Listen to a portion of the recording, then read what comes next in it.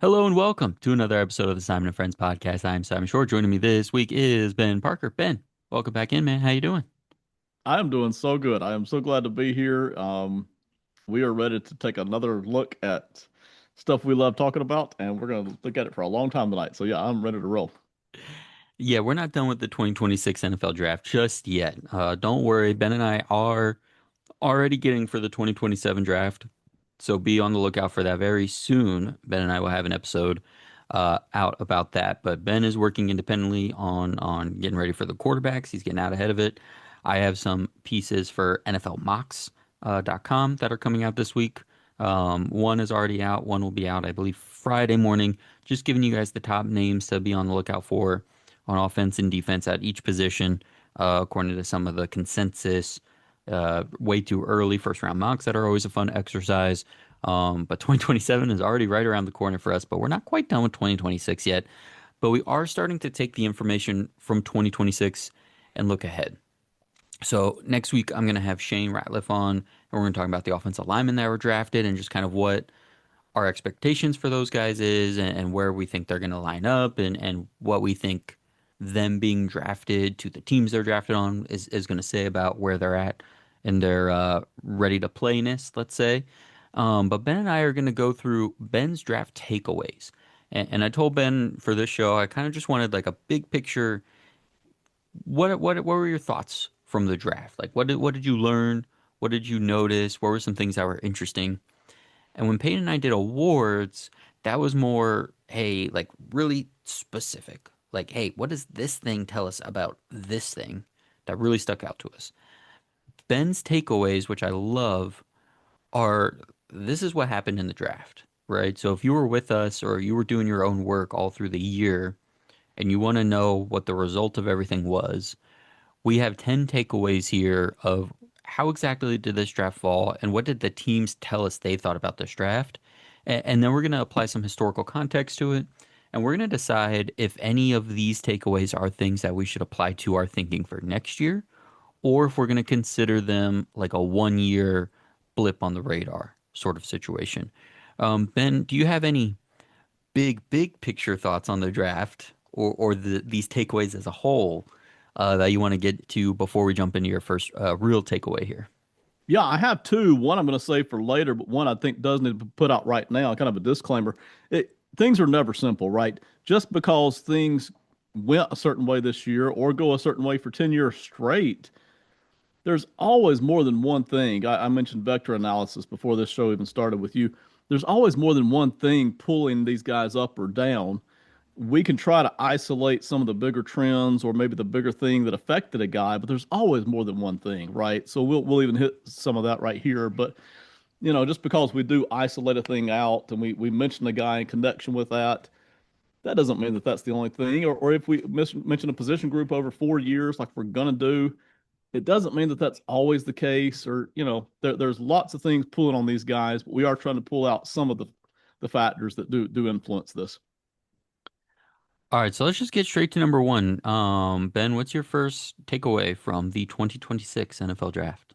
All right, a lot of these have two parts, so here we go. Number one, takeaway. Teams still want and need good linebackers. Matter of fact, they're maybe a little bit more in demand now than they were 4 or 5 years ago. But what I thought I felt I saw in this year's draft, smaller linebackers do tend to Hmm. fall in the draft without an exceptional trait. So, in the category of wanting and needing good linebackers, we have Sonny Styles, Arvell Reese, Jacob Rodriguez, all who went high or higher than what people thought, depending on what you want. Guys who tended to drop or just be low would be C.J. Allen, Kyle Lewis, Harold Perkins, Tarian York. And again, my emphasis here is on smaller linebackers. That's not the only thing that pulled these guys down, but that was a common thread I thought I saw here this year. And that does hold true if you look at the historical context. I went crazy with this one because you know how excited I was that this was a good linebacker class. Yes. Like even more than offensive linemen, because even bad offensive linemen, like I'm always just interested to watch and interested to talk about and interested to talk about how they fit. But linebackers, it's kind of like a pass fail.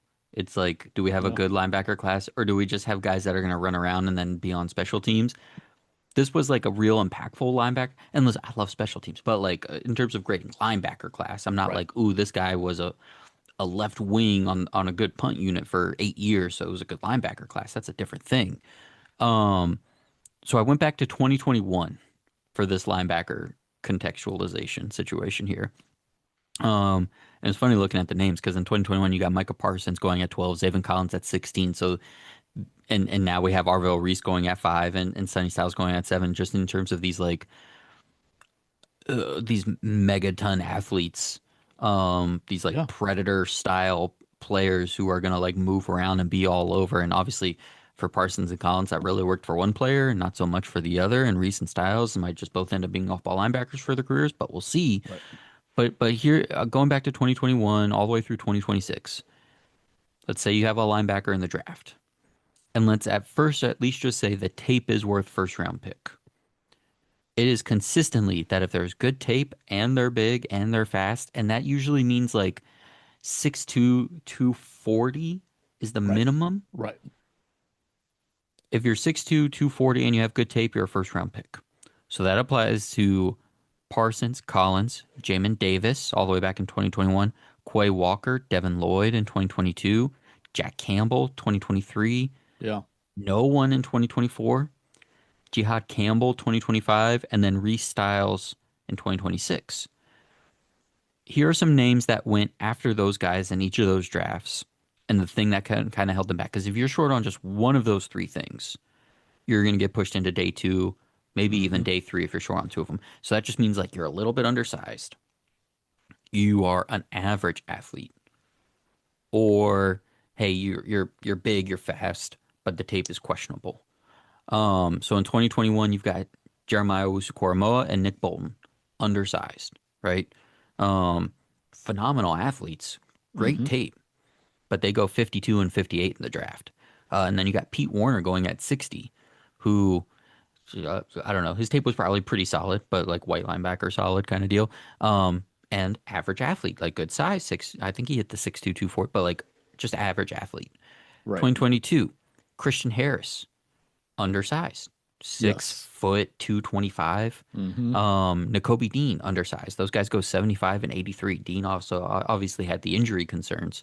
2023, Deion Henley, undersized, and was kind of a safety. Same with Demarion Overshown. Those guys go Yep. 85 and 90. 2024, no first round linebacker. Edgerrin Cooper is the first linebacker off the board. He doesn't go till 45, which is nuts, but he's undersized. Trevin Wallace goes 72. He had questions on tape. Cedric Gray goes 106. He was just an average athlete and like barely, like still undersized, like 6'1". I think he was 6'1", 237 on mock draftable. Um, 2025 is interesting. Jihad Campbell went 31. Carson Schwessinger went 33. Both guys similar sizes, but Schwessinger average athlete and only Right. 1 year of production as a linebacker. So just that difference between second to last pick in the first round and then first pick in the second round. But like that line is there. And then this year, yeah, Rodriguez undersized, but good athlete, good tape. CJ Allen, undersized, good athlete, good tape. Anthony Hill, some have questions on the tape. I don't, but he's like right on the marker for size, right on the marker for athleticism. And then yeah, Kyle Lewis being super undersized. So I think you are totally right here. I think the overall numbers of the linebackers that go in the first round is still pretty low, but it's not because teams don't want that position. It's because the standard for taking that position in the first round, because we've seen it be the lower value position of where it gets drafted, and we'll have a team that has been trending the other way later in this episode. Um, Linebacker is still traditionally undervalued financially, so teams have a higher bar for who they're going to take in the first round. But yeah, if you're a good team down there in the 20s and you've got a big, fast, good on tape linebacker, you're definitely interested in getting that guy for a playoff run. So I think you're 100% right here. I think this falls in line. So when we're doing our 2027 work, like Yeah. mark it down in green pen, Ben. If we've got a 6'2", 240 linebacker with good tape, um, we can almost pin him in as a first round pick like now. It's a great point because just because these guys are undersized doesn't mean they can't be tremendous linebackers or have a tremendous place in the NFL. It does mean their desirability at the first round level is going to be less. And depending on what else they're missing, they're going to get dragged down farther in the draft. And, listen, that generically holds up because teams want size somewhere on the field, but it holds up practically too because you may have a guy like a Kyle Lewis who's just a tremendous playmaker. Man, he's all over the field. But if you have guys that are pulling offensive linemen pulling up Hmm. to second level, he just gets swallowed tendency Yeah. wise, right? We saw that with CJ Allen, who we love. I absolutely Hmm. love CJ Allen. But if he didn't read the play and burst on it, he Hmm. too could get swallowed up by offensive guards coming up. And as much tape as these NFL teams study, they're going to target that when they see that. So that, again, that doesn't mean CJ Allen can't be a beautiful linebacker or Kyle Lewis be one highlight film, right? It does mean that there's a little bit of weakness there that's going to pull them farther down in the draft because teams can exploit that. And I wonder if it's almost a little bit in the back of mind where they need the size and the athleticism because if this guy doesn't work at linebacker, maybe we can try him as a pass rusher. I wonder if that Yeah. feels like it's a more relatively new idea, and it's like more that you want to try them as an edge rusher, so we're pushing these guys up. But Hmm. I wonder if it's the reverse. I wonder if it's actually, hey, Edgerrin Cooper, man, if he doesn't work out, like now, I mean, there was actually talk about like could he play safety when he was coming out to me. That wasn't a good, but like again, like a Right. traditionally like lower valued position. I wonder if it's a little bit of a if this guy just can't read the game fast enough, right? If it just doesn't work, him playing linebacker, maybe he can be an edge rusher, and maybe that's where some of these teams are. Maybe that's why they're making that size distinction. But you're probably right. It's probably just like, can they take on blockers? Can they take on pullers out in space? Um, Yeah. but And you I'll even look at add that to that. 2021 class, like Parsons, Collins, and Jamin Davis, all essentially at different points of what ended up being their careers. Davis is pretty much done at this point. Collins is like a nice rotational player, and Parsons is a stud. Those guys are all defensive ends at this point. They all Hmm. hit that size and athletic marker. They did. And one other thing that would inhibit, because you say, well, if a guy's too light for linebacker, maybe I think about dropping him back to safety. Typically, they just don't have the elite speed to do Hmm. that or the cover skills to do it. So it's hard for them to move back at the NFL level where they might could have in college. That's another thing that's going to limit them. Yeah. All right. Hit us with number two. What was your second takeaway? Here we go. Takeaway number two. And this is actually more of a generic, but that's okay. Injury history, off-field red flags, or lowered production, all of those things slide guys way down. Specifically, if a guy's got two of these things going on, that is an injury history plus a red flag, or red flag plus something else, you can see these guys fall way down, sometimes even out of the draft completely. And I'm talking about guys that we all like. All right. So Hmm. let me list off just a few of those. And, again, this is more of a generic, but Xavier Harris, the big time defensive tackle out of Ole Miss. Deontay Lawson, linebacker from Alabama. A lot of people liked him. Isaiah World, you and I talked about him Hmm. months and months ago from Oregon. Hmm. Mason Rieger from Wisconsin. I might be Riger. I can't remember. Dante Corleone. A lot of people like Tim come out of Hmm. Cincinnati, defensive tackle. Garrett Nussmeier, LSU. Connor Liu, Auburn, who still went fairly reasonably high. But you could see these were common names for most mocks that held up even as we got really close to the Hmm. draft, where the insiders had already kind of heard from NFL teams, and it wasn't getting strongly reported back that, hey, these guys are falling out.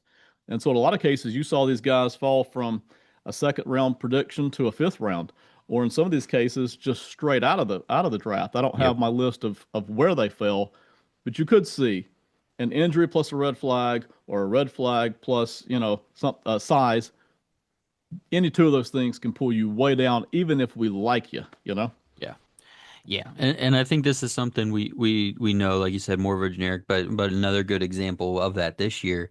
But what I wanted to ask you as a follow-up to this one, of those names you mentioned, who do you give the best chance at kind of outplaying the slot they ended up going to the point that when they're 3 years into their career, or maybe even as rookies, we're gonna watch him on a primetime game, and they're gonna be like, and can you believe this guy was drafted in the fourth round? This guy went undrafted. Well, it's because he tore his ACL during his senior year, so they didn't know when he was gonna be healthy. Or they when that story gets played on the B-roll and during a broadcast, which of these guys do you think is gonna have the best turnaround from that?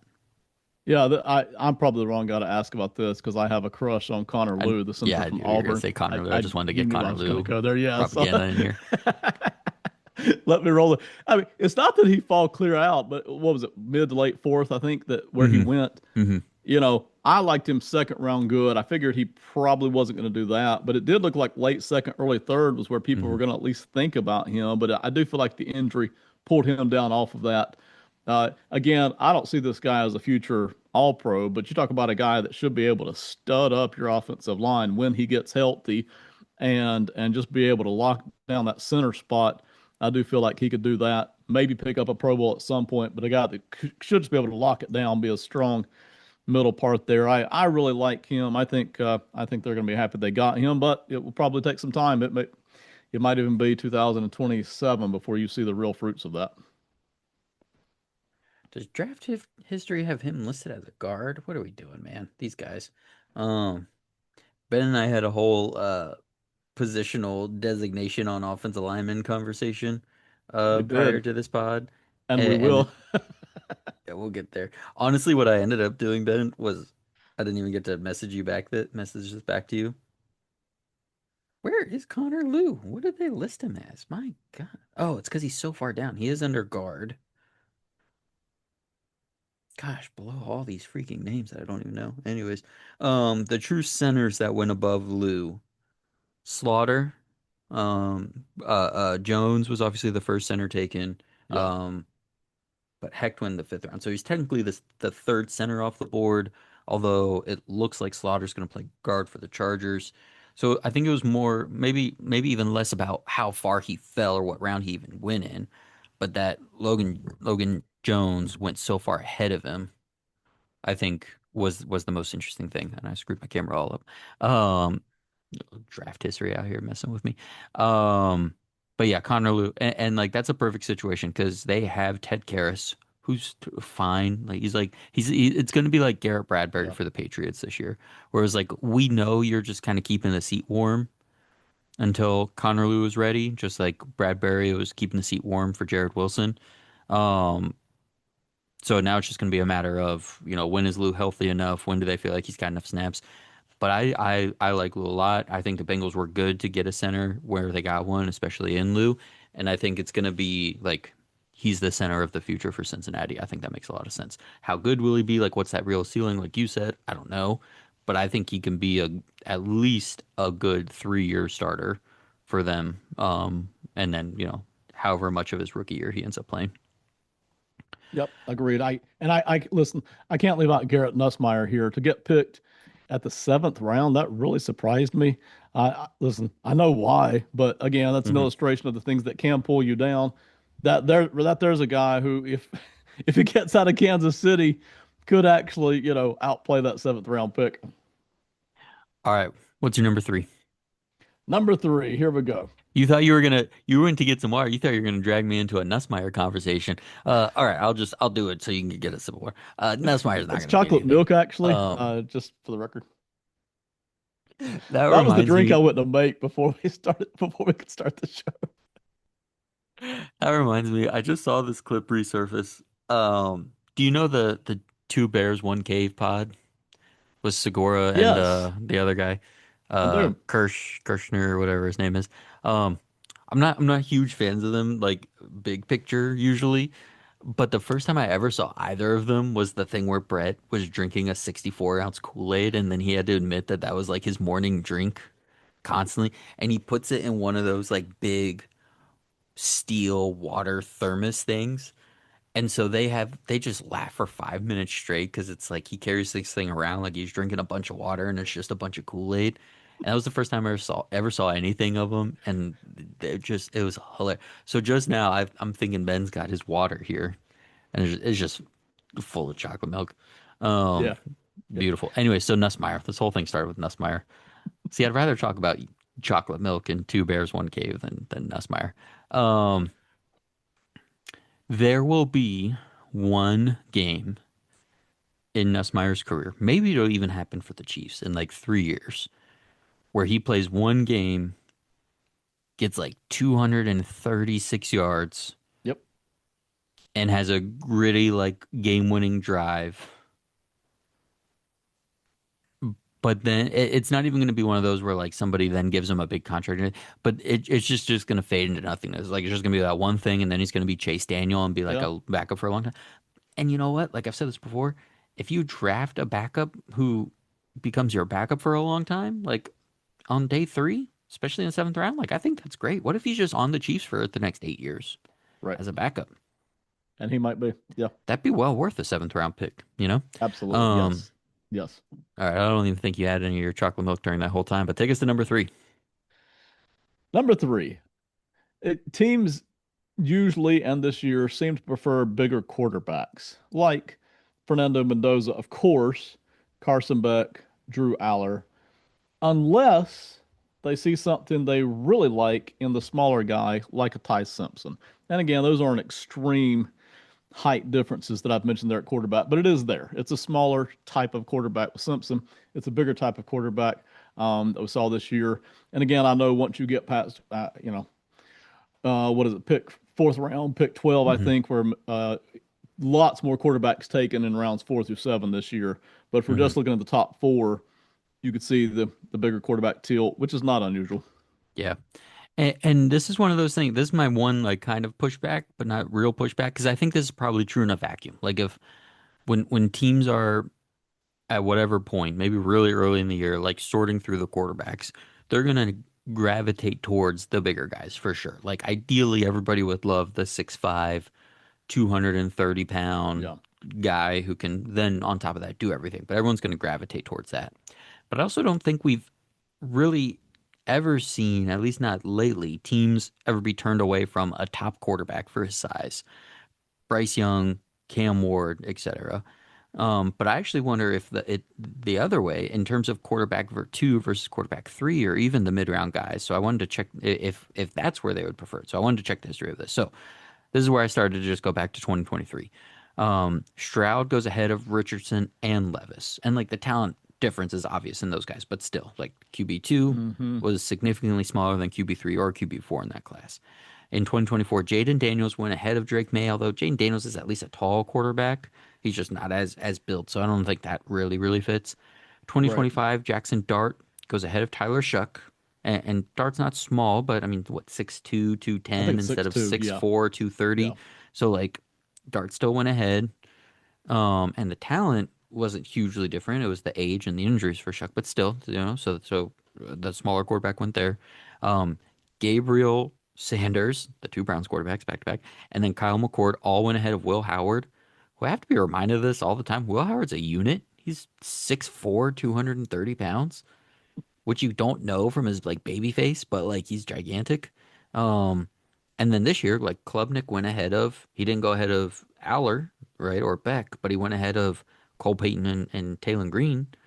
So I don't know. I think it's a mix of things, and I think it's probably tiered out in terms of like, yeah, what range of the draft you're looking for. And I do think, like I said, in a vacuum, teams would prefer the bigger quarterback, but I also don't think the size has ever actually turned a team off from a player. Like you said, if they see something that they like. I can't think of too many examples where I've seen two quarterbacks, and I think the 2027 class is going to be like a great barometer because of if we really get 8 or 9 guys all kind of coming out as top 50 level prospects, then we'll really be able to kind of tier it out. Um, the level of quarterback talent I think has just been kind of spaced out in a way the last few years that we can't truly put this to the test. But I don't think there's too much of a indicator otherwise, unless you're really zeroing in on why else would Beck and Aller go ahead of Klubnik. I think that would be the one example from especially from this year. Like should the Cardinals and I know this takeaway isn't like should they or should they not have done it. It was just you noticing it. But like if so in this world is this like the Cardinals being like, okay, we're gonna draft a guy with our third round pick at 65. Okay, okay, Klubnik's pretty good, Aller's pretty good, Beck's pretty good. Okay, but let's move Klubnik off to the side because he's smaller, right? A little bit of that. Just like if we're gonna take a swing on a guy, maybe try to get the bigger one. Give me one of them big ones. I think when you get past the top talent, yes, I do think that's where it starts to come into Hmm. play stronger. I don't think that's a huge first round thing, really. But yeah, once you get past the top guys, let me start with this year's draft because I will say, where what made me notice it is that Aller and Beck, if you had Hmm. gone back a year or two, would have been very high on mocks. Man, all through this mock season they're way down, Yep. that they were not QB 3 and 4 on a lot of these mocks. They were, we were hearing Cole Payton at one point. He Hmm. didn't go, bit of a Hmm. project. We heard the Arkansas kid Hmm. climbing up there. That clearly did not happen to that degree. Sixth round for him. Cade Klubnik was some people's QB 3. Hmm. Um, there was a lot of mix. We even saw guys fall clear out of the draft. I don't have that pulled up here, but we We saw will get to that. popular names slide right out of this draft at the quarterback spot who tended, and I will say, along with that size, I'm assuming there's a certain amount of strong arm too to get the ball Right. downfield. Hmm. And Beck and Aller both have that in spades, that ability to launch the ball downfield, where clearly Klubnik does not consistently have that for sure. Yeah. Some of these other QBs, while they might can get it downfield, never showed any accuracy downfield at Hmm. all. Beck did. Beck showed the accuracy downfield that teams would at least like to take a swing on. Aller did as well, although he just didn't consistently produce. But those two guys, along with their size, showed an arm that could launch downfield and at least challenge secondaries, even though the production was not there for Aller. So that's where I'm stemming that from. But Yeah. ultimately, you're right. Even like a Bryce Young from 2 or 3 drafts ago, man, that's one of the littlest guys that we've ever put out recently. He's sitting right there, being half considered at, well, he was top of the draft. Yeah. So, Hmm. that you're going to see the talent really take a big effect there. But yeah, once you get to late second, third, fourth round, I think that's where they do want to see a bigger guy with a bigger arm try to take a swing on that. If I went back to 2023, 2024, I wonder if I dug further into the true mid-round guys, not just QB2 and QB3. Because yeah, 2025 like that Will Howard fall was really interesting. That probably needs to be studied a little bit more. And I'm not just saying this as a Steeler fan. I thought that was strange going in. Like again, he's gigantic. I don't get it. Anyways, all right. While we're talking about some of these college quarterbacks that got pushed out, look, this takeaway by happenstance luckily came right after. So, talk to us about your number four takeaway. Here's number 4. This one's not going to surprise anybody, but it is just worth, mentioning once again. Excellent career college quarterbacks are not always coveted by NFL teams just because they were experienced and or productive. Teams do value the experience. Boy, we talk all the time about 32 starts, 40 starts, right? We talk Hmm. about production. It's like, man, is he dragging in at 2,500 yards a year, or is he crossing the 4,000 mark? It's a Right. big difference. But that's not the only thing, man. And I'll mention some names here that slid right out: Luke Altmaier, Sawyer Robertson, Haynes King, Diego Pavia. Especially Altmaier and Robertson. Those were two names that I know people liked in the mock world. I know they Hmm. did. Guys that showed they could play at the college level, and you thought, hey, at least I take a shot on, and nobody did, Nobody did. So just because a guy's got a ton of experience at the college level and just because they produced does not make them an NFL team, desirability. This is what I call the Duke point guard theory, where no matter who Duke's point guard has been, like forever, they're just like not going to translate to being an NBA No, player. And there have been the hits, right? Like Tyus Jones and even Trey Jones have become like decent rotational players. Um, and being more in the one and done era for the last like decade or so. We'll I'm sure at some point change that around. But like Quinn Cook was like an end of bench guy for the Warriors for a while. I think back to like Greg Paulus. I'm really just going off the rails for this one. Steve He went he Wojciechowski. Oh my gosh. Paul's ended up going to Syracuse to play quarterback actually because he Yep. like was not an NBA basketball player, Nope. which was super cool. Chris Duhon was like a nice bench player for a few years, but again, I watch him at Duke and I'm like, this guy's gonna be a superstar. At 8 years old. But anyways, so the Duke point guard theory, these college quarterbacks don't always translate. Here's what I wanted to ask you because Ben, I didn't watch these round 6, 7, or potential UDFA quarterbacks. This was not part of my watch plan, but I Nope. pulled some numbers because what I want to know, first part of your question, were any of these four guys you mentioned guys that you thought should have actually been considered as day two picks, and then maybe it's the same name, maybe it's a different name, maybe you don't have a name for either. Who here has the chance to be the Brock Purdy of this class? And it's going to be annoying and overplayed, I think, although I haven't heard it that much people talk about it because I think it's so much of Purdy is being tied to Shanahan. But in terms of like that light bulb of like, oh, all those starts, like you look at Brock Purdy in his career in college, like so many passes thrown, so many games played. Like we should have known that just that experience was going to help him. So here, Brock Purdy in college played in 48 games. He completed almost 1,000 passes, and he threw for almost 1,500 passes. And I Yeah. say these names to not even real. I wrote down the percentage, the completion percentage, 68% for him, which is very good, higher than any of these other guys. But it's not even about the completion percentage. It's more just about the sheer volume of passes he was getting to throw.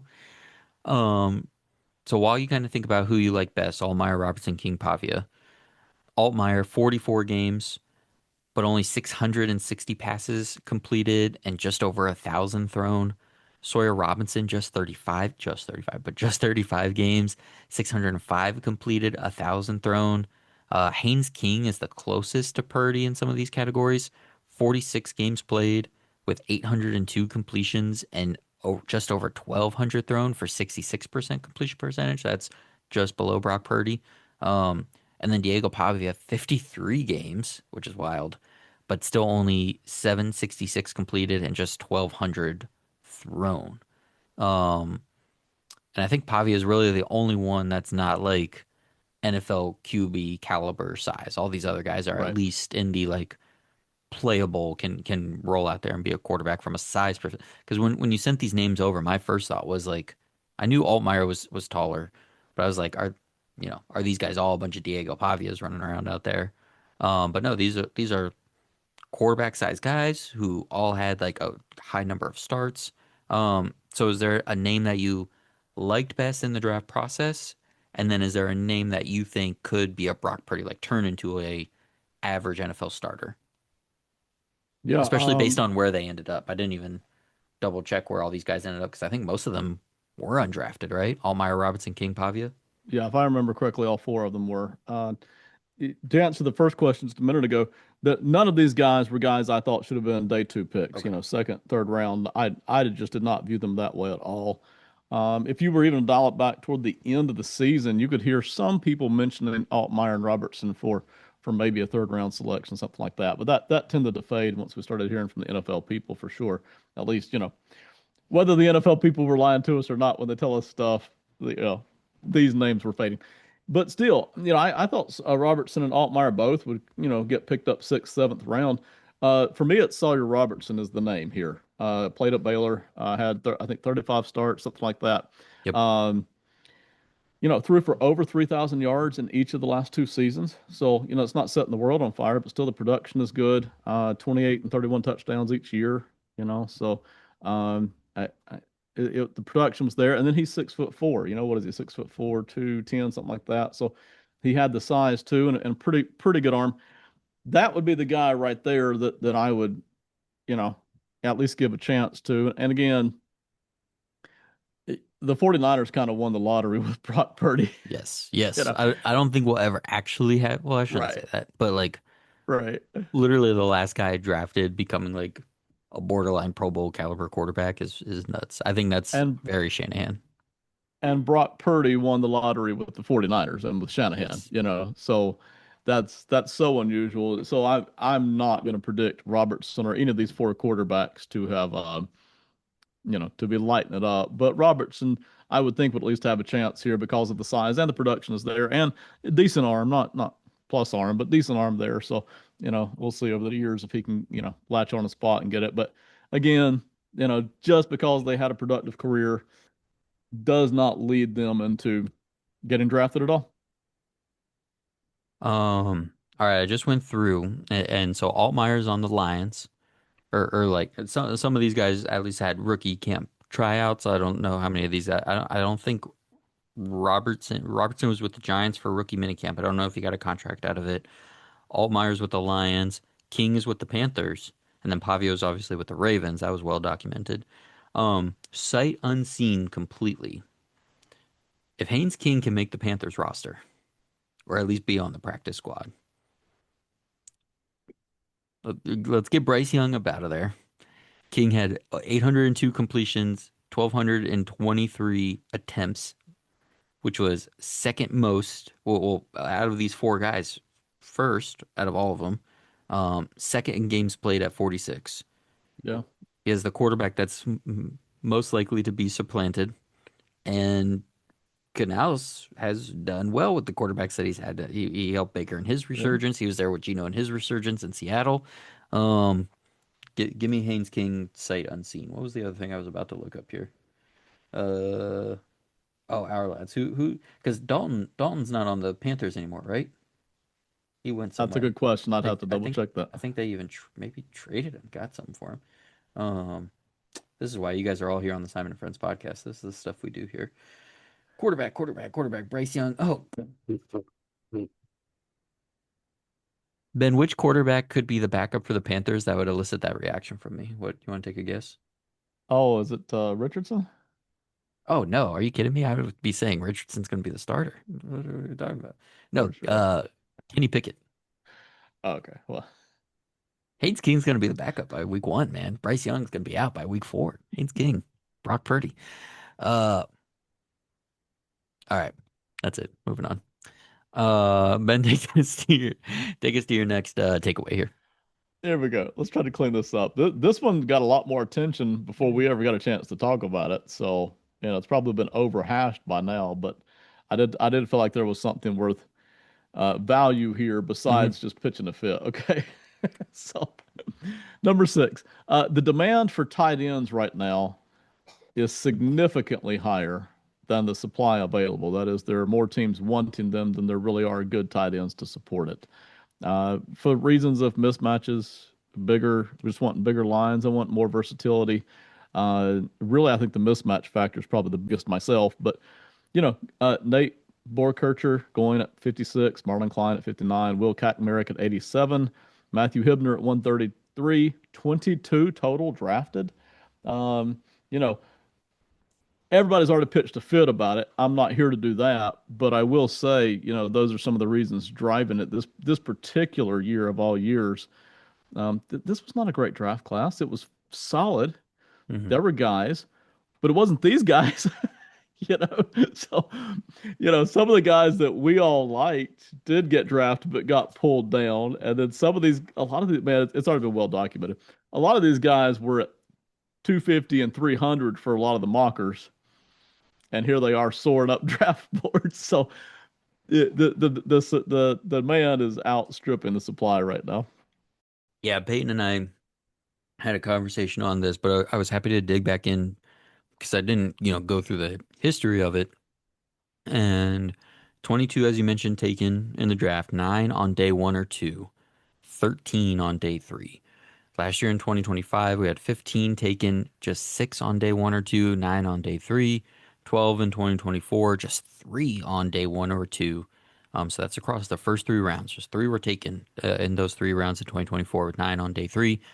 And then 2023, this was the Kincaid, Laporta, both guys that went to Green Bay. There was a lot of good tight ends in this class. We had 9 taken on day 1 or 2. So like this class, out of the 16 total taken and 7 on day 3. So you're like, wow, like, we haven't seen 9 taken on day 1 or 2 since 2023. And I remember the talk going into 2023 was this is going to be an awesome class. Now it hasn't turned out that way necessarily, but like Right. that talk going into the draft was translated into we took 9 tight ends in the first 3 rounds, even though only 16 in total went. Now, I think this is a wait and see on if it's going to be a trend or not. Um, because I do remember in as early as August, analysts were telling us how deep this tight end class was going to be. So I think the 22 tight ends being drafted, because I mean that blows the even the 2023 number out of the water. I think that's going to end up Yeah. being an anomaly. That's the most since 2002, Ben, since the Jeremy Shockey class. And I think there was 25 taken at that point. And but we have seen the 9 taken, and I think that might be a factor on how that position is changing. Tight ends have the ability through talent or scheme to be more dynamic now. So I won't actually be surprised if we start to see these early drafted tight end numbers continue to be high, especially as we live in this 12 and 13 personnel popularity world for a little bit. Um, so again, I like the volume, the 22 drafted, that I think is going to end up being a one-time thing. But I do think this high number, this 9 on day 1 or day 2, maybe it won't be quite 9, but instead of the 4, the 3 or the 6 from 2024 and 2025, 7 and up, I think is more likely as we have tight ends that can be flexed out, or as these blocking tight ends are going to be more valuable at least for a few years. Okay, we could take some of those guys too. Um, okay, the tight end can be moved around so much more now in the passing game, so we can use them more. So we'll draft them higher. I do think the early drafted guys that might stick around, but this was clearly an anomaly from the start in terms of how we were talking about this class, how deep we were saying it was. Um, so I don't think we'll quite see 2022 drafted again. It's a good point you make there, differentiating between the volume 22 versus the early picks. Because I'm with you. I do not really feel like this trend of volume tight ends is going to stay. I feel like that's probably more of a 1 year, 2 year kind of a need, if you will, that needs to be filled. The while we may not see 9, like you said early Hmm. on, we may still see more than what we're used to seeing because there are more big guys who can do it, just like we see in basketball. There's more big guys who can shoot the three. There's more big tight ends who can catch the ball and move out in space, right? Yeah. I came at it from a scheme standpoint as far Hmm. as this this volume business. Yep. Goodness gracious. When when you and I were doing this 4 or 5 years ago, and Robertson was doing with us, and all the other guys were doing it with us, one of the things we all talked about is how that teams needed to run the football more. We were ahead of that as a Hmm. network. Whatever network we were a part of over these 5 years, 6 years now, teams should take advantage of all the light defenses out there. Well, teams did that. Starting 3 and 4 years ago, teams did that. Well, that is continuing because the defenses haven't yet gotten bigger. They're thinking about it, they're working on it, but they're Hmm. still so scared of the pass, they haven't done that. Yep. So you mentioned it with the blocking tight ends. Teams are like, heck yeah, if we can't pass as good as we want to, let's get bigger. Let's put in a second tight end on the field or a third one, and let's just manhandle these light defenses until those defenses adjust, and then we'll readjust. So I do feel like that's driving the volume. Teams Yep. are looking for a guy who can block and maybe catch a little, but Hmm. like a Sam Roush, right? That's kind of a Hmm. classic example. There's a guy who can catch a little underneath and scoot, but mainly he's a blocker. So teams are looking for those kind of guys right now. That may not continue. 2 years from now, that may be done, right? But for now, that probably is the biggest driving thing, along with the mismatches that they can create. Yeah. And in 2027, in terms of thinking ahead to the top of the class, the current number one rated tight end is out of Oregon, and he is 6'5", 260 something. But the word is he can catch and he can play out in space and he can hit the seam. So you've got that Well, blend of a type of player there. and And then along about the with LSU that is kid, another guy from the LSU guy, the yeah, Trades Green six guy, who six I figured seven, you two would forty. love. Oh Yes, yeah, goodness gracious. So, right, size and catching, but yes, like all receiver, like all just all like a receiver. 6'7" receiver out there. Um, Wemby shooting threes on the Yeah, football field. From big tight ends, can we go back up your list to your number 5 here to the yes, small wide absolutely. receivers? Let's do it. Here we go. Number 5, really number 6. being less than 5'11" can really pull wide receivers down into the mid or later rounds. And again, that we're talking if the talent is not exceptional, right? So if the talent's Mhm. good and the speed's really good, but man, the height's not there, then we got a problem. So you could see that with guys like Zachariah Branch and Brendan Thompson, who still went, but there were people who were wanting them to go way higher Mhm. because of the speed and the explosion that these guys exhibit. Yep. But you could see them getting pulled down there. And then on the I said this too, even being 5'11", 6 foot can pull you out of the top 20. And you could I do feel like you can see that in a lot of years, but I felt like this year you could see it with Makai Lemon, KC Mhm. Concepcion, and Omar Cooper. Not that those guys really went farther down than people thought they would. Concepcion and Cooper really went about where people thought they would. Lemon got pulled down a little bit. But again, there's a reason why people had them sitting there instead of 15 and 12. Mhm. It's because of that 5'11", 6 foot thing. So that is something that, man, even though the talent is there, it can pull you down. Yeah. Um, I went through some history, obviously. Uh, 2025, some of the names that were interesting in this were Williams and Jalen Noel. They were Yep. both third round picks, which is maybe a little low for Noel because he went pretty late in the third. But at 5'10" slot receiver, Christian Kirk was his comp. Like There were people who really he, liked him. Yes. people liked him, but it's not like we were pushing first round for him. Right. So it was a No. little low for him. But Kyle Williams, I thought that was like right in the wheelhouse for where we Yes. all thought he was going to be, where his talent said he should be. 2024, Xavier Worthy and Lad McConkey were both top 40 picks. So that didn't hold them back too much. Malachi Corley, though, maybe got pushed down a little bit. He was the first pick of the third round, I believe, considering the way some people were talking about him. Oh, no, he was picked 65. Oh, yeah, 65, first pick of the third round.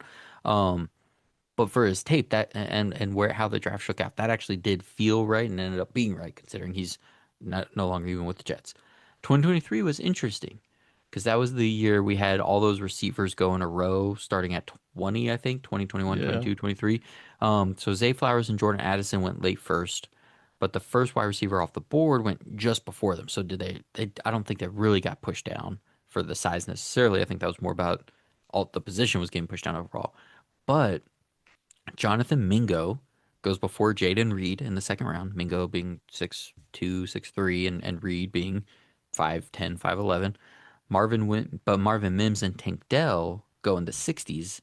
Um, so they went in a pretty good spot ahead of guys like Jalen Hyatt and Cedric Tillman, but Hyatt and Tillman went ahead of guys like Josh Downs and Trey Tucker. So we are seeing 2023, I think, is a really good example of what you're saying here in terms of if you stack it amongst some of the other bigger receivers that teams were taking a chance on. We didn't see it quite as much in 24 and 25, but I do think we are seeing it a little bit in 26 because the guy that Stribling, the 49ers took. When I talked about it with Peyton, that was specifically like, don't just think about him ahead of 8 other receivers that we liked. Think about him and his archetype, the 6'2", 200 plus pound guy that can fly. Now he still went ahead of Brazel and Hurst, who we all Yeah. thought, but like I'm not here to litigate should the 49ers have taken there, made my piece. I've said my piece on that. But in terms of like Kyle Williams and Jalen Noel, it's not like they didn't necessarily go behind guys that were more talented, that were just bigger. But 2023 was the one best example I think of like, okay, like Mingo went ahead of Reed. I think that was probably for size. Um, Tillman and Hyatt went ahead of Tucker and Downs. Probably should not have happened, but Dell and Mims did go ahead of them. Um, in terms of 2026, I don't know if I'll consider this a trend. We'll have to see, but I think it was pretty unique to this season. Mekhi Lehman was hard because we got so excited about the fit with the Rams. And I remember doing the war room with you, and it was like, well, the Ravens at 14 could use a receiver, but I don't want to build around two smaller receivers. And then we just never really thought of another team for him.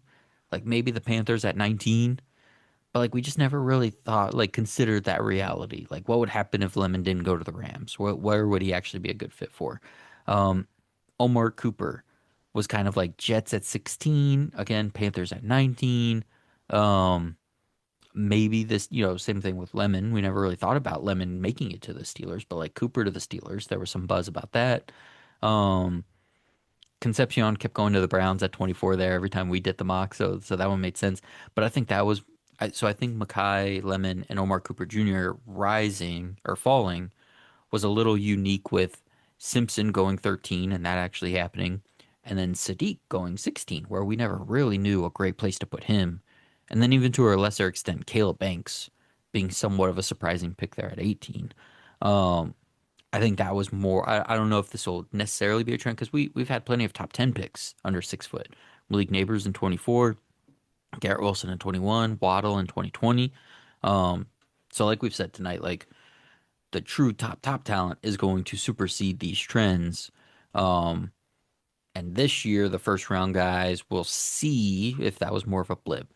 But I think you're definitely onto something about like the mid rounds, and this applied to quarterback too, like we talked about with Beck and Aller getting the nod over Klubnik. Like if we're in the mid rounds and we're taking some swings, let's go with the bigger guys than the smaller guys. I think that makes sense. Yeah, and honestly, you're getting even more granular than I was. I I know, Because sorry, I you're can't right help about it. everything, everything you're saying. My takeaway is really even less of a trend. I should not call it a trend. My An takeaway is it's underrated. the unfortunate of just being whatever height you are. If you were to take Zachariah Branch's explosiveness, for instance, and it really is explosion, right? Yep. Everybody's saying, "Oh man, if he was 4 inches taller," right? You know, you take Omar Cooper, everybody would be like, "Man, if he was 2 inches taller." You take Brendan Thompson's speed, the absolute speed demon. Everybody's like, "Man, if he was 5 inches taller." You know, that is Story where of my life. even Makai Lemon and I shouldn't say there was nobody who didn't love Makai Lemon, but almost everybody loves Makai Lemon. And yet you come back to the reality of he's still only a certain height. Hmm. So when you consider his speed, by the time you consider that his speed isn't elite break you down speed, it's good speed. He's just not going to be a top 10, top 12 pick like some people were trying to make him. It's always going to be a limiting factor for these guys. And, again, you're always going to have a huge mix of taller and shorter guys. It depends on what you need or what you want. We saw plenty of big receivers fall.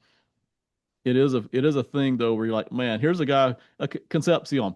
Here's a guy who's tough, physical, fast, high production, and yet he doesn't go in the top 10 or 12 because of the height. That's the thing that does limit how high they can go unless they've shown just this maddening skill level like a Malik Neighbors has actually shown. Because there is a difference when you look on tape on Neighbors versus a Lemon versus a Concepcion. You can see it. Part of that is vertical leap.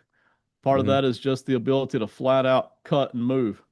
So it's just the unfortunate of being, dang it, I'm as tall as I am. At the end of the day, that's what we all have to tell ourselves. Um, all right, you thought that was granular, Ben. Oh boy. I've got a lot of notes and percentages here on your offensive line takeaway, which honestly should be the most cut and dry of all of your takeaways because like this is one we say every single year and move on. But I dug in, so hit us with this whole line takeaway. We're really on number 7 now, right? Do I I have it believe back so. Yep. correct again? Nope. I think we're on track. Okay, so number 7, the demand for good offensive tackles and good offensive guards is extraordinarily high right now. I'll dig more into that later about why I think it is or how I think it is. It's high. Like we can see that. I don't think that's an argument. Um, the demand does fall off back after that and settle down. Again, I've got a point on that too. But here's the illustration: 7 offensive tackles in the first round, none in the second round. You'll mention this. Part of that is how you label these guys, but we'll dig into that in a second. 3 offensive guards taken in the top 34, and only 1 offensive guard taken after that in either the second or the third round. Again, depends on how you label them. But my generic point there is if you want a good offensive lineman, you're going to have to grab them early. After that, especially in the second, third round, they're probably not going to be there, and it's going to settle on in as you get to fourth, fifth, sixth round is where it's just going to settle back into. It's kind of a normal where all the other positions get. So that's it.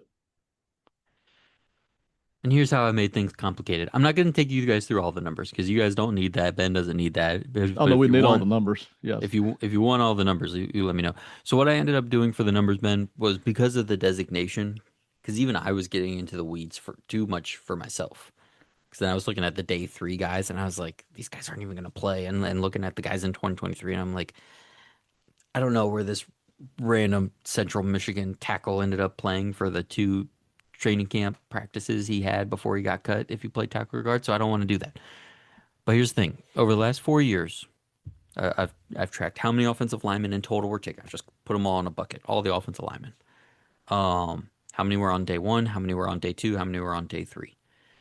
We had the second most amount of offensive linemen taken this year that we've had in the last 4 seasons with 50, but only 10 went on day two.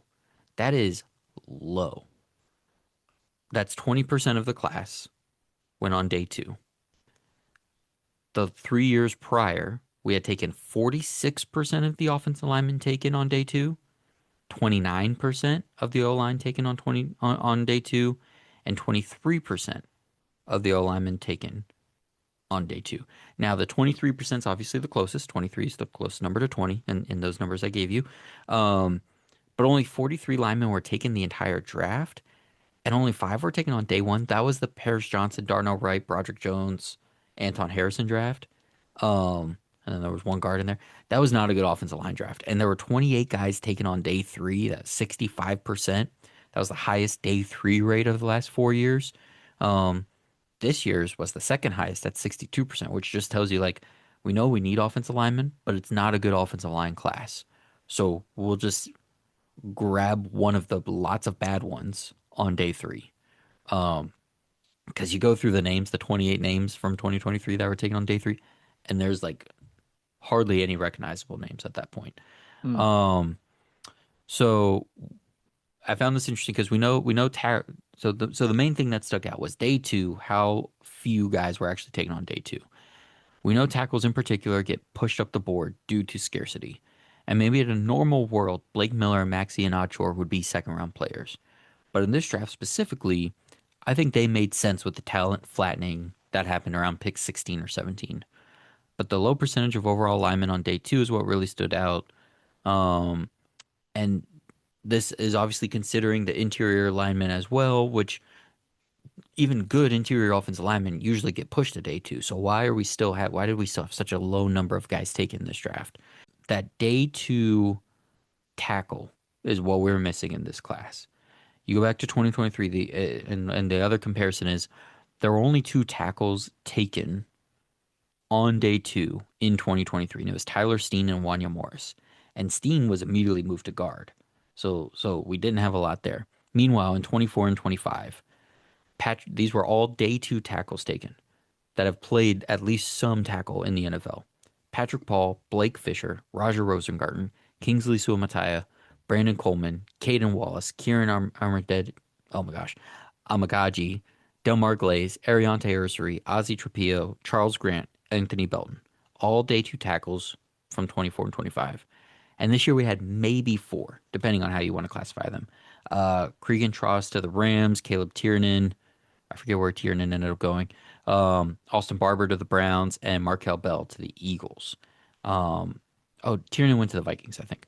So it definitely feels like we just had like a group of tackles missing in this class. So it wasn't so much for this draft looking at it specifically, hey, there was a bunch of day one reaches for guys that don't deserve it, or hey, there was just a bunch of like interior offensive linemen that skewed the numbers, so they ended up on day two. It was that we're specifically missing these like tackles that teams wanted to take swings on, which is what I found most interesting from where that drop off happened in this year's class. Yeah. Well, and honestly, it surprised me that some of the guys that went later didn't go in the second and third round. But this year's draft feels like kind of an extreme. It does not feel like this extreme uh thing will hold up, where we're seeing that many guys go in the first round and then that few go in the second and third round. Hmm. Then it settle back into the rest of the rounds. I don't feel like we'll see it that extreme. What I do feel like is a permanent thing is that the thirst for offensive linemen in the NFL is not going to go away. General managers, this thing, the thoughts run in cycles, but general managers, I feel like, are realizing it's just hard to get any talent at offensive line. And I've got 5 spots to fill, and somebody's going to get injured. So I really have 6 spots to fill. And you multiply, that's bigger than any other group, right? I mean, the secondary, you could say, but you have more flexibility in the secondary to mix and match. You don't really have that as much on the offensive line. That's driving, and that that need to get the talent at offensive line is gonna is always going to be tugging at people in the late first and the early second rounds. I feel like that's not going to go away. I feel like that is here to stay, whether it's guard or tackle.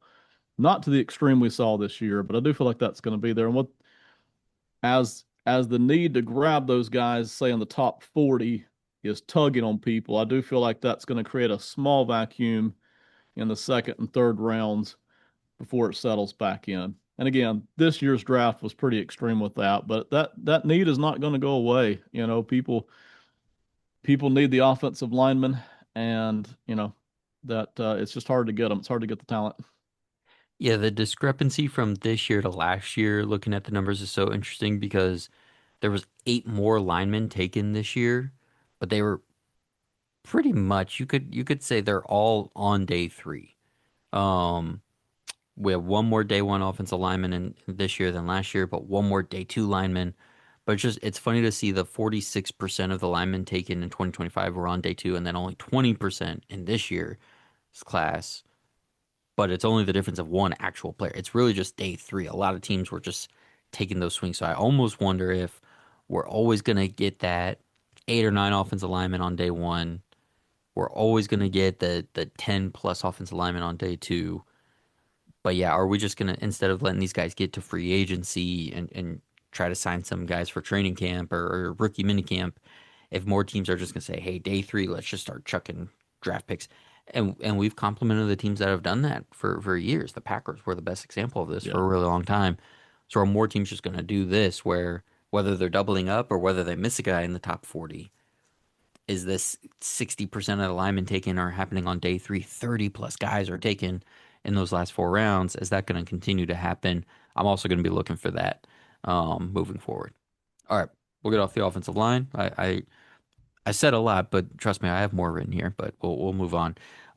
Take us to number 8. Take us, we're still in the trenches here, but take us to the other side of the ball now. The other side of the football with defensive tackles at number 8. They were in high demand this year. Hmm. It was a good, not great class of defensive tackles. To me, it's a bit of a market correction after some period of devalue. And we've seen that. You know that I'm on the low end of premium position philosophy. I'm Hmm. okay with prioritizing a couple of positions, but this idea of dragging positions down, I'm not a huge fan of, but we've seen it. We've seen it with safety. We've seen it with linebacker. We've seen it with defensive tackle. We saw it with interior guards. We saw it with running backs, right? We've seen it happen to each of those groups. Some of them have trended back up. Defensive tackle is one of those that's trended back up. So it's a bit of a correction. This year, 27 drafted overall. A strong number was represented in almost every round, which can illustrate the strength of the class to some degree, it being in every round. But man, that volume, again, this is something that I preached against over the past few years. I don't feel like, well, I'll get to whether or not I feel like it'll trend here in a minute, but certainly this year we saw a high volume of defensive tackles. Yeah, and I think this is looking like the new norm because we had 30 taken last year. Now, last year was a good defensive tackle class. So maybe if we had done the show last year, we'd been like, oh, this was a good class. So like now when I see you drink that, I just know it's chocolate milk. It just makes me chuckle. Um, but I do so maybe last year we would have just said, oh, this is just a 1 year blip. This is just it was a good class. But 27 this year, 30 last year. And then other than like the COVID drafts where we just had smaller pools of players where we were in the like 17 to 20 range of defensive tackles, we were in that like 22 to 24 range of total players taken. So I do think this is an uptick and I do think this is here to stay, especially because if more, schematically like we're talking about, if more teams want to continue to play the pass, well, they at least one, even if they don't put as many guys in the box. Okay, let's make sure we have a steady group of defensive tackles to defend the run when these teams are attacking us 12 and 13 personnel. Um, but it is interesting if you look at the top. I mean, we had five guys in the top 49 this year, nine in the top 63 in 25, nine in the top 54 in 24, seven in the top 53 in 2023, and then like two, five, two, and four on day one. So it's still a lower number than the edge rushers in terms of like early guys taken. But teams want to have this steady, stable group be drafted every year. So I do think that we're going to continue to see. And I also wonder from a financial standpoint if we're seeing this happen because defensive tackles have been getting paid more. So are these guys staying at defensive tackle position? Are they not trying to transition to be defensive ends or even switch to offensive linemen? Are more guys like, oh no, I'll play defensive tackle. I just saw what Milton Williams got. I just saw Jalen Carter be a top 10 pick as a defensive tackle. I'll stick here. So I wonder if the talent's just a little bit better. But either way, yeah, I think teams are more focused on this for sure. It's there's a lot to talk about here, but I won't stay on it for long.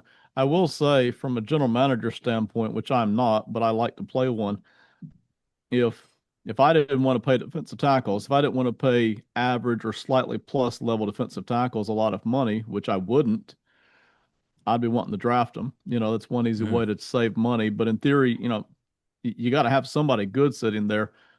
But I do feel like this 27 and 30 the past couple of years, I feel like that's going to level off a little.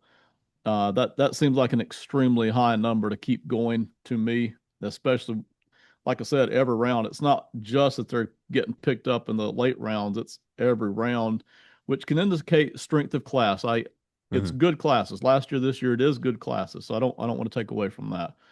It does feel like a little bit of a market spike. I do feel like that will level off a little bit from these highs.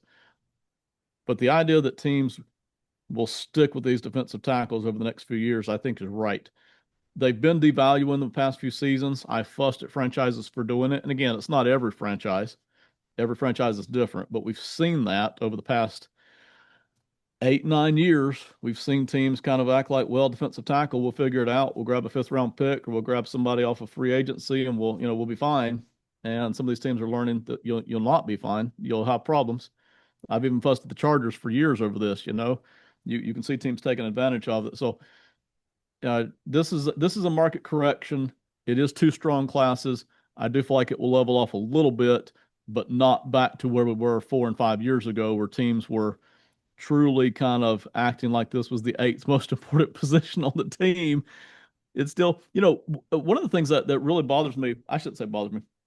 One of the reasons I push back on premium position philosophy is no matter how much you value the position, it's still a starter on your team. It's Hmm. still, man, percentage wise, that's 1/11th of your starting lineup. That's a big deal. You just cannot afford to let 1/11th or let's say you've got a franchise like the Commanders where you kind of devalued linebackers and safeties. Hmm. You now have 3/11ths of your starting defense that you've devalued. You can't get by with that. There's just no way. So, you can't only draft edges, corners, you know, and get by with it. It's just not enough. So, that's where I'm on defensive tackle. All right, let's kick it out to their should be running mates, but in a lot of these conversations, it's almost like they're counter opposite. The edge rushers. What's your takeaway on the edge rushers from this year? Number 9, the need for edges is still strong, very strong. You and I predicted this, by the way, before this draft ever took place. We were hearing that the edges are going to go at 50, not all of them. We were hearing that good edges were going to go at 53 and 60 and 65 and 70. And you and I talked about this. People need edges. You Hmm. just like the offensive lineman.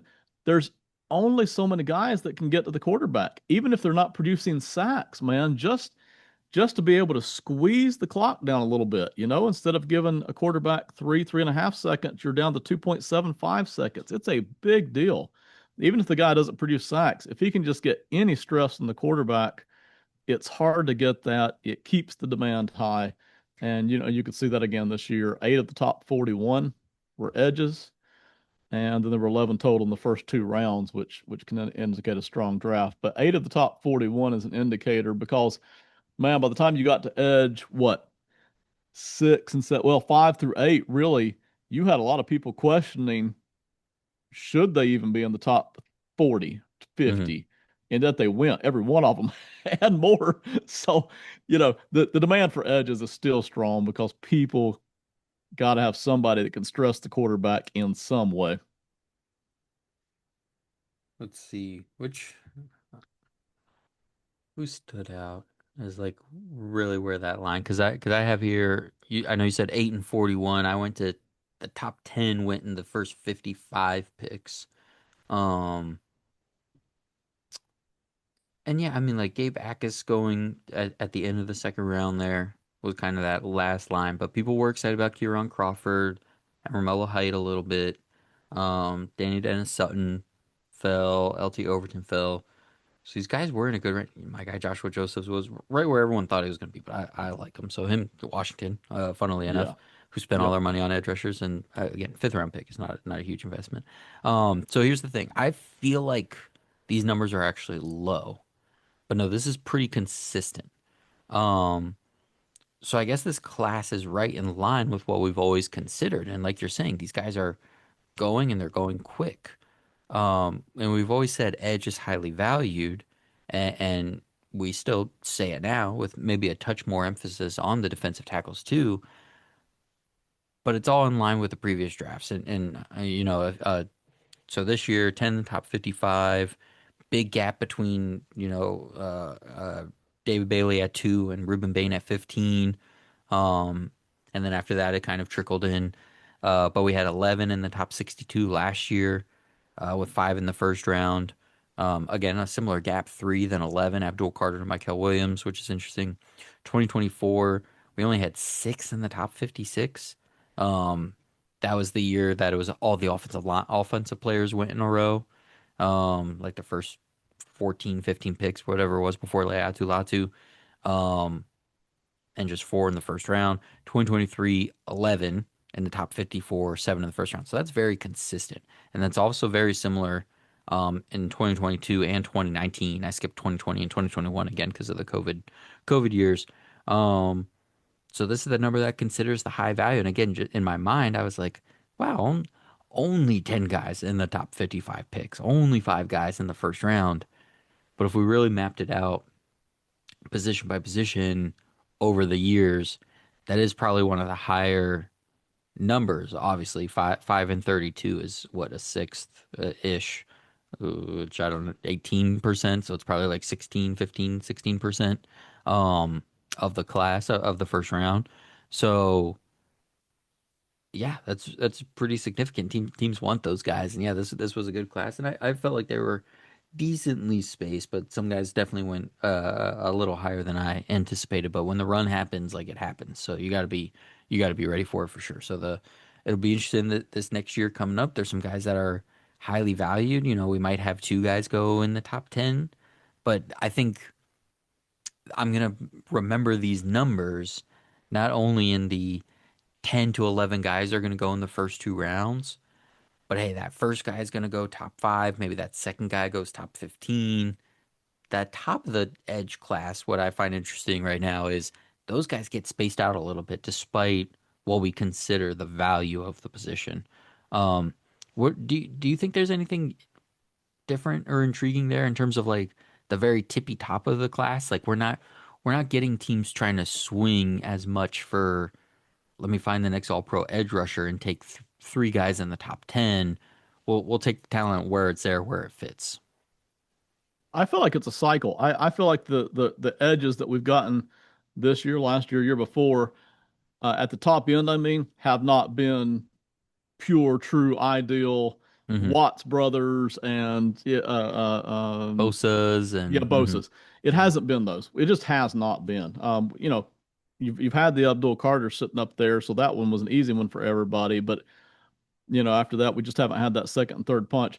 Man, every edge rusher this year, every single one of them had something that people could argue against, and yet they still went in volume. Bailey, man, went two overall. Lock, even though a lot of people, myself included, think he shouldn't be on the field for running downs.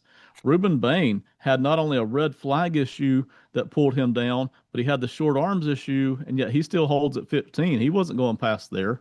Mesidor had a massive age concern, still goes 22. yeah. Lawrence was on a you could see a wide range on Lawrence, anywhere from literally 15 to 60. He Hmm. holds right there at 22, which, surprised a lot of people.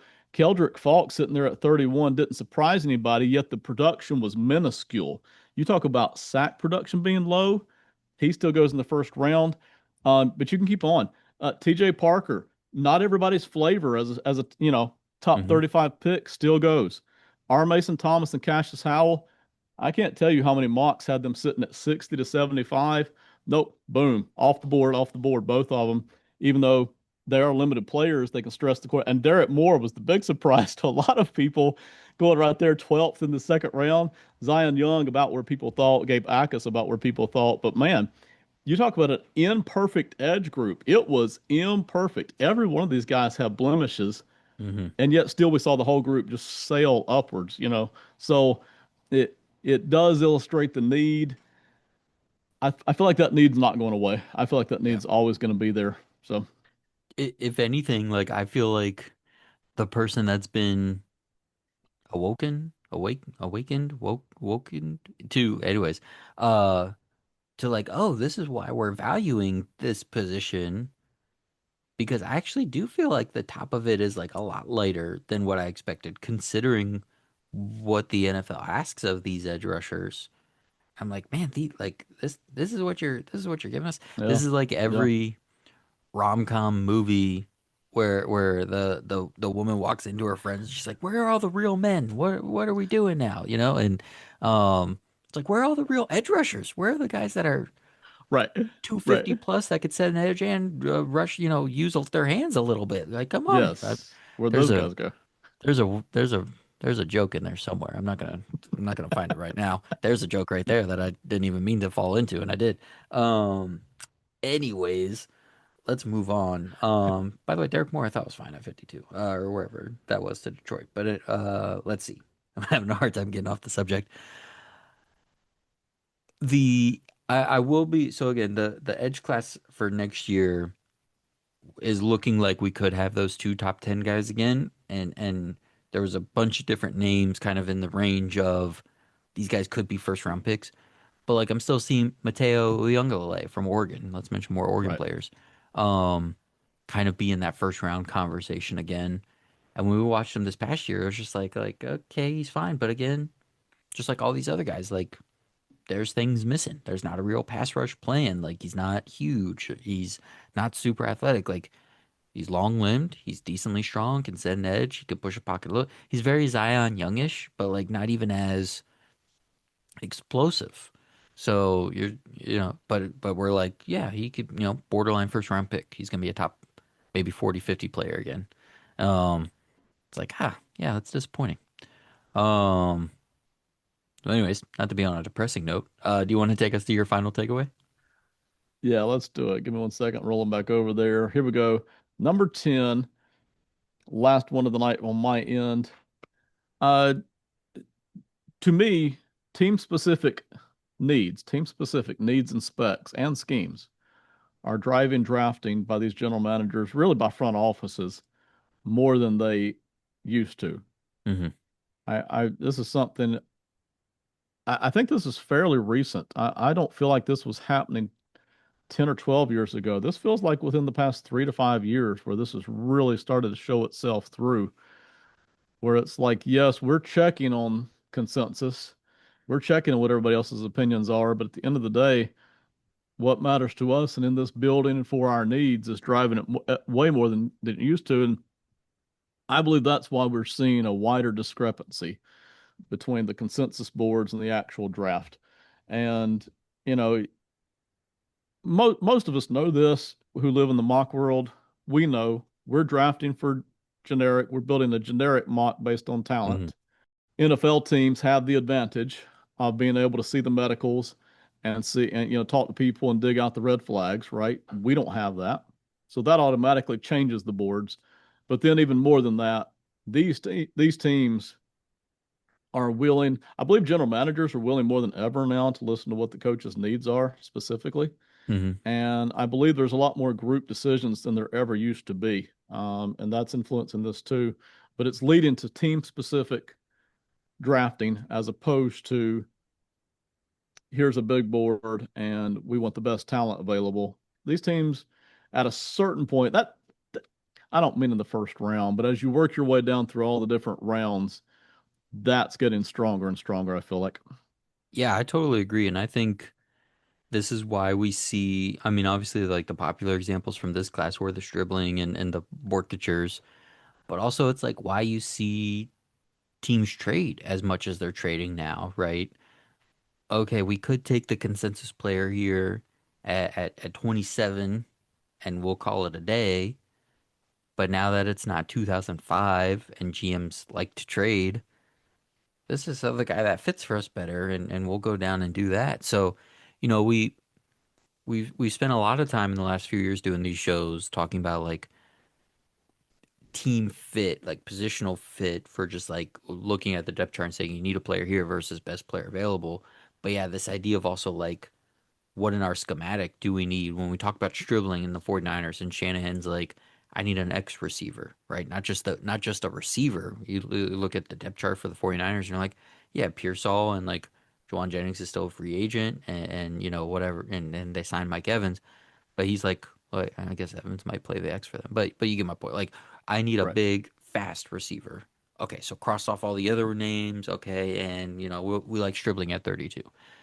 So my follow-up question for you is, what do you think is ultimately going to help teams? Because I think across sports, we're seeing teams just be smarter about how they do stuff than ever before. Yeah.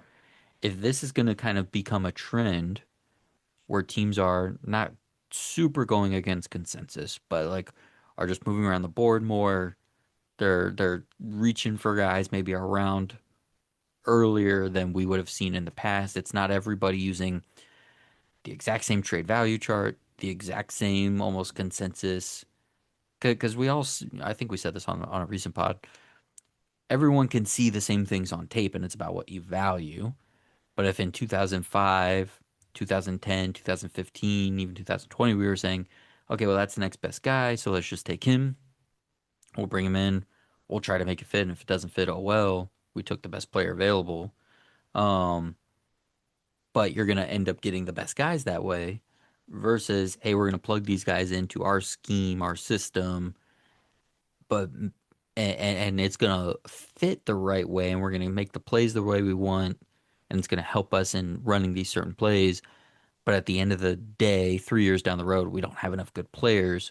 What do you think is ultimately going to help teams win more? Which strategy? If 15 teams do it one way, 15 teams do it 16, 16 teams do it one way, 16 teams do it the other way. More often than not, who do you think is going to come out on top with better rosters and better team success? Yeah, that's probably your best question of the night, and you gave me the advantage of getting to Thank you. hear it earlier, so thank you. It's an awesome question. Real quick before I answer it, this has happened before. I'm old as dirt now. I can remember 20, 25 years ago, heavy arguments over need-based drafting versus best player available.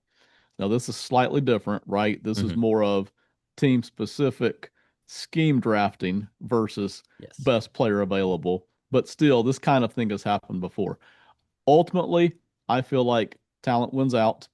And I feel like over the long haul, not the next year or two, but over the next 10, 12 years, we're going to see teams get a little bit more back into where's our best talent at? We've got to have talent because we can't win without it. Right now, and this is, man, this is driven by the geniuses, okay? and I mean that with tremendous respect. The Shanahans and the McVeys and the McDonalds, they're driving that. Hmm. People that come out from under their coaching tree are trying to copy that. And that's what's driving that. Okay. That is totally what's driving this. And it works if you're really smart and you're a genius, and it doesn't work if you're not quite that sharp. If you're Yep. you want to have some talent. So, I a great example of this is Bill Belichick, reaching up Hmm. for, who was the guy, the Middle Tennessee guy? Uh, Yeah, uh, Strange, Cole Strange. yeah, good pull, man. Sorry I put you on the spot there. And then the Rams guys laughing about it afterwards, saying that we had him a whole round later, right? So it's it works until it doesn't. So, Hmm. as long as these geniuses are able to pull it off, they've got the quarterback in place, they're winning, then it works. And when the other guys try to copy it, it's not going to hold up over the long haul. But I do feel like over the next 2, 3, 4 years, we're going to continue to see more of this, not less. So I feel like Hmm. for the short term right now, we've got all these guys coming out from under these coaching trees doing it this way.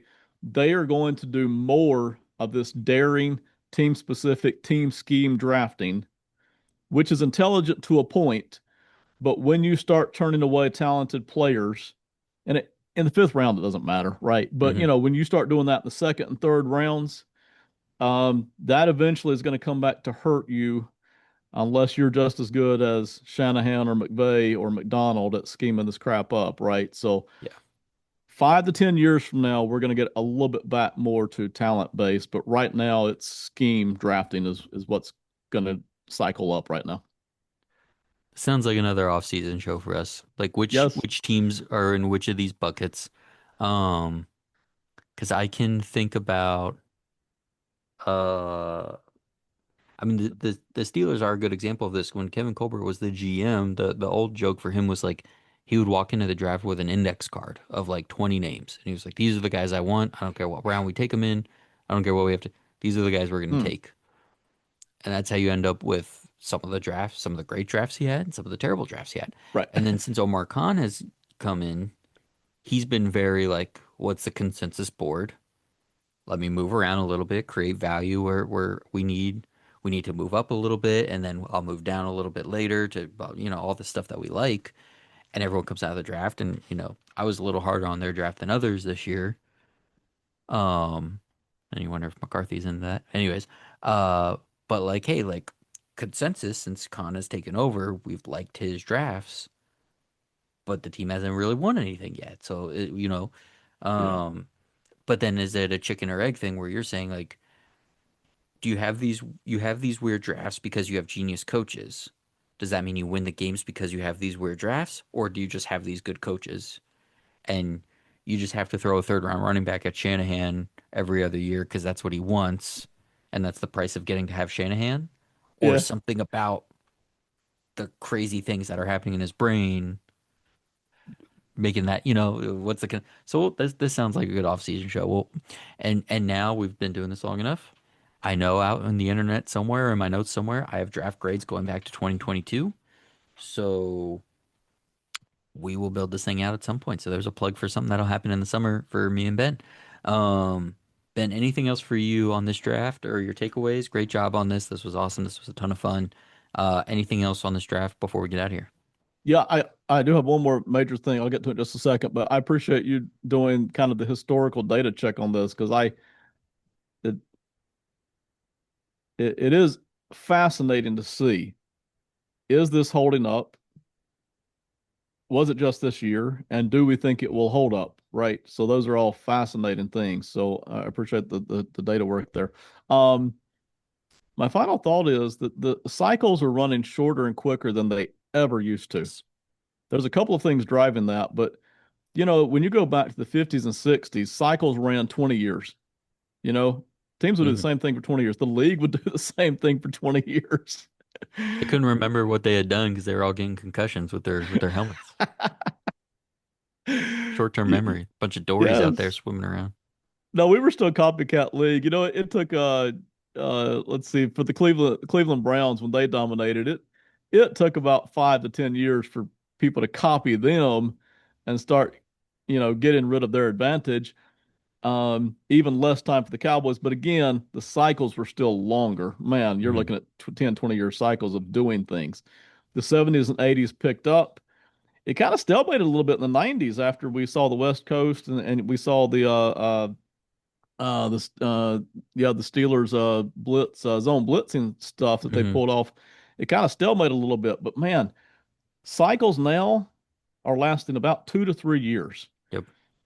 General managers are that willing to be adaptive to their coaches' desires and needs, and also uh, offensive and defensive coordinators are that willing to readjust to what didn't work for them last year or for Hmm. what somebody else took advantage of on them last year. Man, they're willing to just let's fix it right now. Yep. Now, part of what's driving that is these general managers and coaches, they have shorter shelf lives than ever. They have Literally to adapt or win. die. Hmm. Yes, that's literally it. They have to win right now or they are out the door. So they have to adjust immediately. And these cycles that went from lasting 10 to 20 years and then 5 years, boy, we're down to like 2 or 3 seasons now. And Yep. so what's in today is out tomorrow. But it's really, I've always thought of it more as the fighters, right? They have their different styles. So you figure out this style is hurting this style. So you have to come up with some kind of a counter, readjust, constantly counter. Baseball pitchers and hitters do this all the time, Hmm. constantly readjusting to each other throughout the season, even. The NFL has to do this too, because these people are too smart. They have too many tools at their disposal to find every little weakness that you've got, exploit it. You got to keep adapting. It's not even that you're bad at what you do. It's just, hey, somebody found some way to leverage us. Now we've got to reposition ourselves here. So these cycles are running fast now. They're almost instantaneous now. Yeah, absolutely. Well, we will be here to track it all from trends, short term and long term, or 1 year blips. Yeah, I'll try to put a graphic together and put this out, and that way we can refer back to it as a cheat sheet as we get ready for 2027. But that'll be all for us tonight. Thank you all so much for being here. If you're here on Box Score Network YouTube, subscribe, please stick around. Draft content year round on Box Score Network YouTube. And if you're here on the Simon and Friends podcast, check it out on Box Score because we will be wrapping up this draft soon. There will be draft content on this channel throughout the summer and moving forward, but a little bit less often. We're gonna give Ben a little bit of break from this pod. Meanwhile, we'll still be recording like all the time, just over on the other channel. But we'll do some fun stuff for the summer on this channel as well. Non-football, non-draft, but still football also. So a little bit of everything still, as always, as you can expect. Um, but thank you all for being here with us. This was an awesome draft season for us, Ben. I really appreciate it, and I appreciate everybody on Box Score. And it's just a ton of fun draft year round for Box Score now. So everybody be ready for that. Um, and we will talk to you all again soon. So thank you all so much. Have fun and be safe out there.